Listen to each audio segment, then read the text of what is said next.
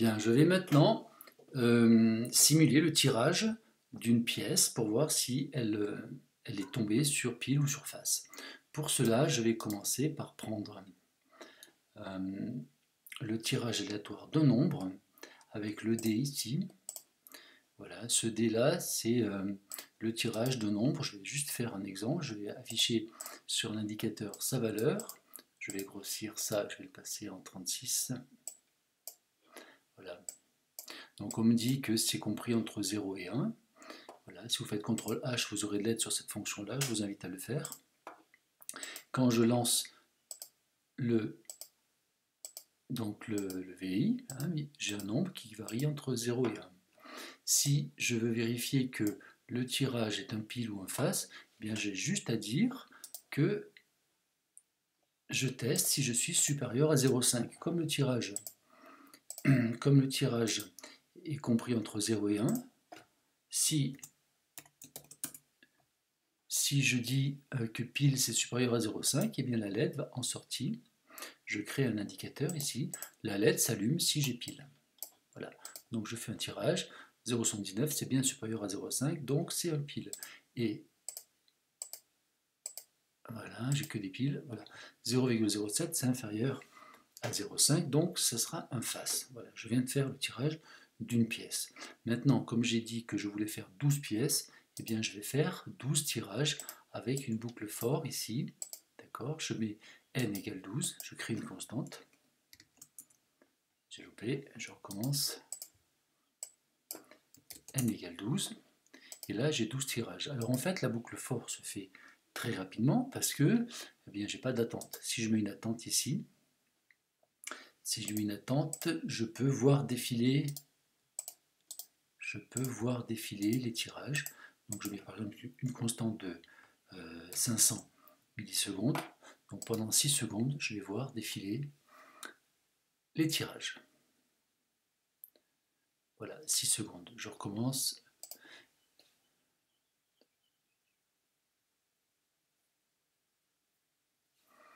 Voilà. Donc maintenant vous avez compris, je l'enlève ici. Vous avez compris que la boucle se fait 12 fois.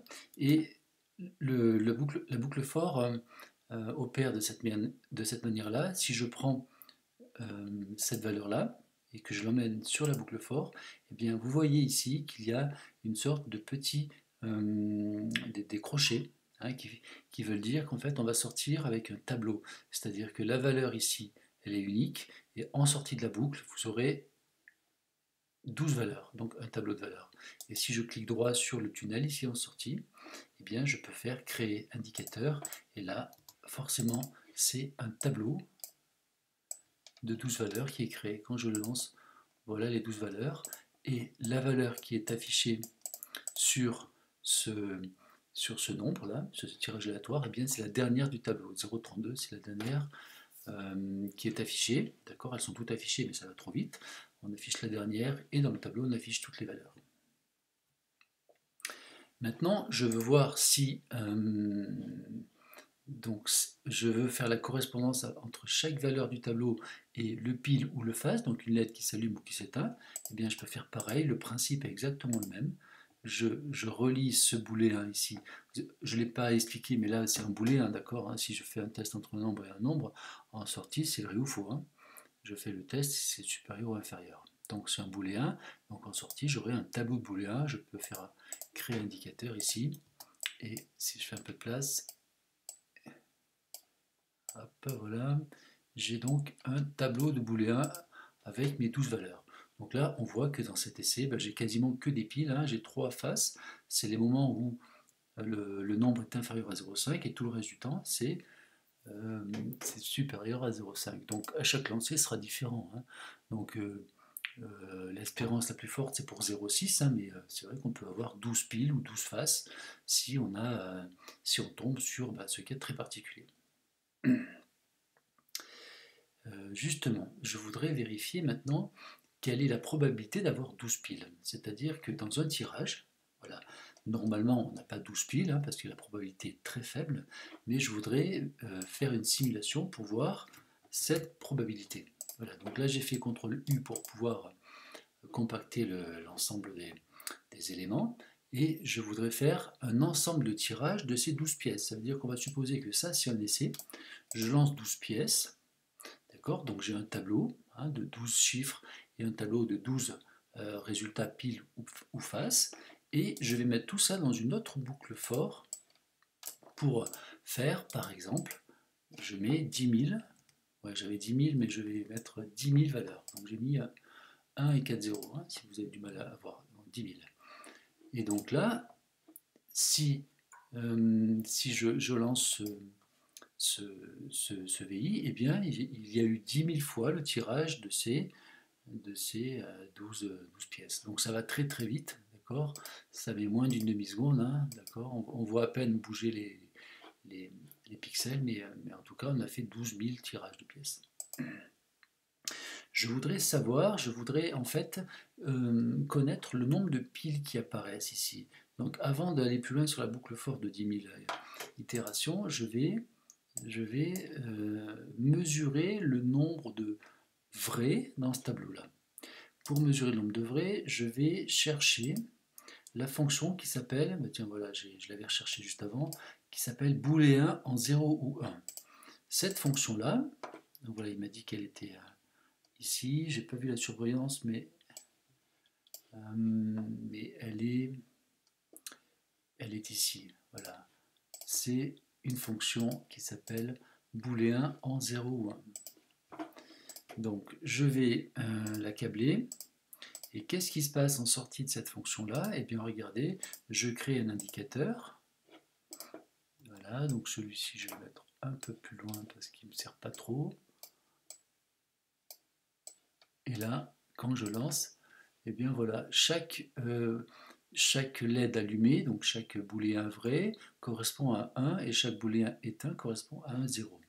Donc voilà, j'ai un tableau avec des 1 et des 0, et là je peux en faire la somme avec la fonction dans... Alors je vais cliquer là, ça se fera mieux. Je prends la somme qui me permet de faire la somme de toutes les valeurs d'un tableau. Comme ça j'aurai le nombre de piles, parce que c'est que des 1 et des 0. Et si je crée un indicateur là-dessus, créer indicateur, et bien voilà la somme qui s'affiche ici et qui me dit par exemple 7. On vérifie 1, 2, 3, 4, 5, 6, 7. On a bien le nombre de piles pour un tirage. Donc voilà, ça marche. Entre parenthèses, donc ça je peux l'enlever parce que c'était le tirage intermédiaire, mais on ne le voit pas, on voit vraiment que le tirage des 12 pièces. Donc j'enlève et je fais CTRL B pour enlever les fils brisés. Et finalement, j'ai même plus besoin de tout ça parce que je veux savoir le nombre de piles dans mon tirage. Donc en fait, je peux même enlever tout ça. Voilà, c'est enlevé, CTRL B. Donc voilà, j'ai ma somme.